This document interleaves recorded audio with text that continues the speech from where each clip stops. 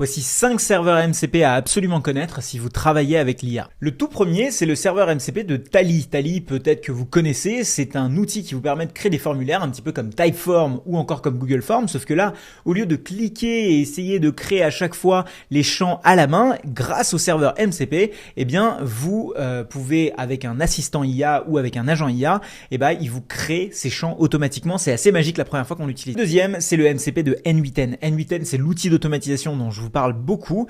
Grâce à ce MCP, vous allez pouvoir, avec un agent IA ou avec Claude par exemple, automatiquement créer les automatisations juste en tapant des prompts. C'est assez magique dès qu'on l'utilise. Troisième, c'est le MCP de Playwright. Alors, jusque-là, vous avez peut-être jamais entendu parler de ça, mais Playwright, c'est un framework qui permet de tester ce qu'il y a sur votre navigateur web. C'est hyper utile quand on crée des sites web ou des applications web. Quatrième, c'est le MCP de Supabase. Supabase, pour ceux qui ne connaissent pas, eh bien, c'est, on va dire, une base de données, grossièrement, qui va être connectée à des outils comme Lovable, V0, etc., qui vont vous permettre de créer des applications web. Et très souvent, sur ces applications, vous avez besoin d'utiliser de la donnée. Et là, Supabase rentre en jeu.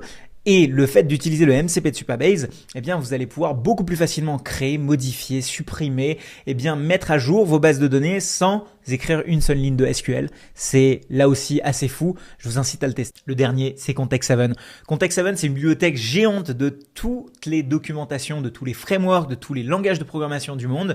Donc, quand on n'est pas développeur et qu'on essaie de faire une application avec low code ou cursor et qu'on n'a pas accès aux documentations, croyez-moi, Context7 permet de réduire drastiquement le nombre d'erreurs dans votre application.